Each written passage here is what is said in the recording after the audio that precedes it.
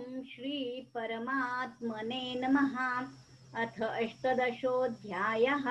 श्लोक क्रमांक 10।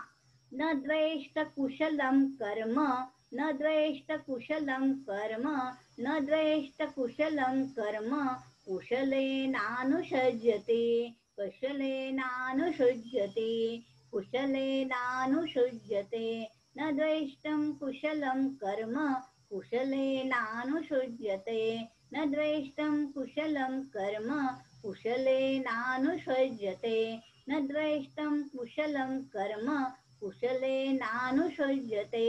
त्यागी सत्वं समाविष्टो, त्यागी सत्वसमाविष्टो, त्यागी सत्वसमाविष्ट, मेधावी छिन्न संशयः, मेधावी छिन्न संशयः, मेधावी छिन्न संशयः।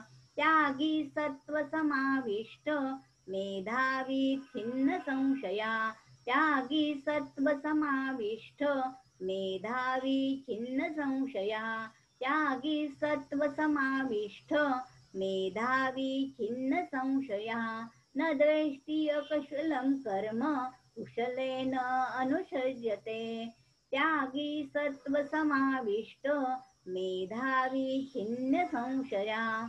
न द्वेष्ट कुशलं कर्म, न द्वेष्टि कुशलं कर्म, कुशलेन अनुषज्यते, त्यागी सत्वं समाविष्टो, मेधावी छिन्न संशयः। न द्वेष्टं कुशलं कर्म, कुशलेनानुषज्यते, त्यागी सत्वं समाविष्टो, मेधावी छिन्न संशयः। न द्वेष्ट कुशलं कर्म, कुशलेनानुषज्यते, त्यागी सत्वं समाविष्टो, मेधावी छिन्न संशयः। हे अर्जुना, जो पुरुष अकुशल कर्मे नावडते आणि कुशल कर्मे तेवढीच आवडती असे मानत नाही, म्हणजे जो पुरुष अकुशल कर्माचा अर्थात अकल्याणकारी कर्माचा द्वेष करीत नाही आणि कुशल कर्मामध्ये म्हणजे कल्याणकारी कर्मामध्ये फायद्याचे आहे म्हणून आसक्त होत नाही, अशा वृत्तीचा पुरुष सत्वशील, संशयरहित, ज्ञानवान आणि त्यागी म्हणजे संन्यासी म्हणायचा. राग द्वेषाचा त्याग करायचा आहे. मनुष्याचा स्वभाव असा असतो की तो आसक्तीपूर्वक ग्रहण आणि द्वेषपूर्वक त्याग करतो. राग व द्वेष दोन्ही पासून संसाराशी संबंध जोडतो. भगवंत म्हणतात, वास्तविक तोच मनुष्य श्रेष्ठ आहे जो शुभ कर्माचे तर ग्रहण करतो, परंतु आसक्तीपूर्वक नव्हे, आणि अशुभ कर्माचा त्याग करतो तर तो द्वेषपूर्वक नव्हे. कर्म करण्यात राग नसावा आणि त्यागण्यातही द्वेष नसावा. इतकंच करायचंय, त्यापेक्षा कर्माचाच पूर्णपणे त्याग करावा ही शंका येते. भगवंत ही शंका पुढील श्लोकात दूर करायला सांगत आहेत. हरये नमः, हरये नमः, हरये नमः. 11वा श्लोक बघूया आपण आता. ओम श्री परमात्मने नमः. अथ अष्टादशोऽध्यायः. श्लोक क्रमांक 11. न हि देहभृता शक्यं, न हि देहभृता शक्यं, न हि देहभृता शक्यं, त्यक्तुं कर्माण्यशेषतः, त्यक्तुं कर्माणि शेषतः, त्यक्तुं कर्मण्यशेषतः. न हि देहभृता शक्यं त्यक्तुं कर्मण्यशेषतः, न हि देहभृता शक्यं त्यक्तुं कर्मण्यशेषतः, न हि देहभृता शक्यं त्यक्तुं कर्मण्यशेषतः.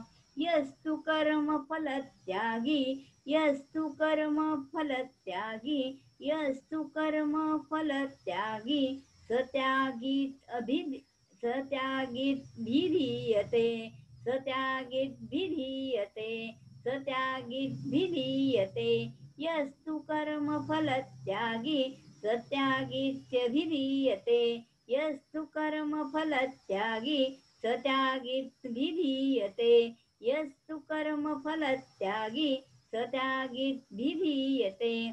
न हि देहभृता शक्यं त्यक्तुं कर्मण्यशेषतः, यस्तु कर्मफलत्यागी स त्यागीत विधीयते नहि देहभृता शक्यं त्यक्तुं कर्मण्यशेषतः यस्तु कर्मफलत्यागी स त्यागीत्यभिधीयते नहि देहभृता शक्यं त्यक्तुं कर्मण्यशेषतः यस्तु कर्मफलत्यागी स त्यागीत्यभिधीयते.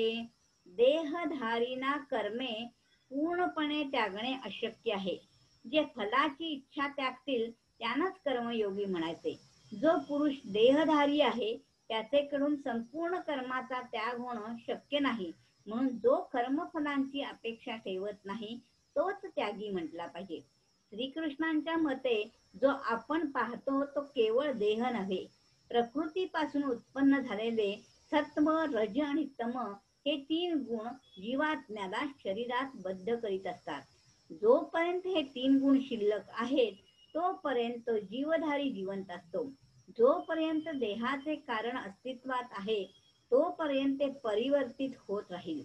म्हणून शरीरामुळे मनुष्य जिवंत असतो तोपर्यंत त्याने फलाची अभिलाषा न करता नियत नित्य कर्म करीत राहावे.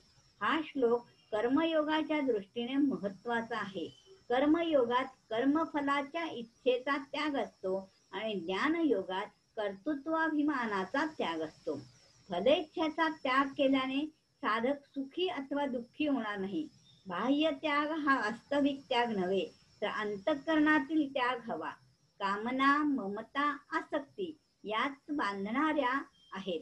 स्वतःसाठी काही न केल्यास कर्माशी संबंध विच्छेद होतो. मनुष्याने कर्मफलाचा त्याग केला नाही तर काय होतं हे पुढील श्लोकात पाहू. हरये नमः, हरये नमः, हरये नमः.